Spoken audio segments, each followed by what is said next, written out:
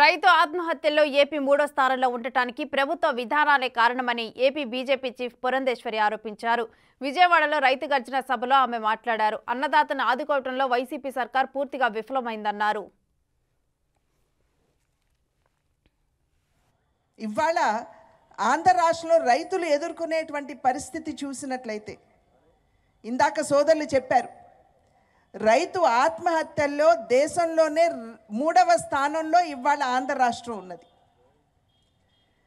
ఆంధ్ర రాష్ట్రంలో ఉన్నటువంటి రైతు కుటుంబాలు 98.3% రైతు కుటుంబాలు అప్పుల ఊబిలో కూరుకుపోయి ఉన్నారని చెప్పి అనేక సర్వేలు చెప్పినటువంటి సత్యం.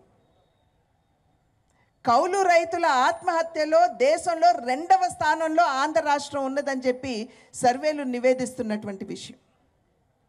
ఇవాళ సగటున ప్రతి రైతు కుటుంబం మీద కూడా 2.5 లక్షల అప్పు భారం ఉన్నది అని చెప్పి సర్వేలు వెల్లడిస్తున్నటువంటి విషయం.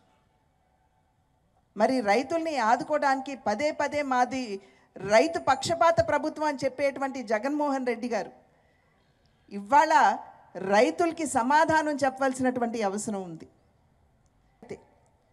రైతుల పట్ల వ్యవసాయ క్షేత్రంపై మీకు ఆ రకమైనటువంటి గౌరవం ఉన్నట్లయితే ఇవాళ ఇంతటి నైరాశ్యంలో రైతులందరూ కూడా ఎందుకు కూరుకుపోయారు అని చెప్పి మేము వేస్తున్నటువంటి ప్రశ్న.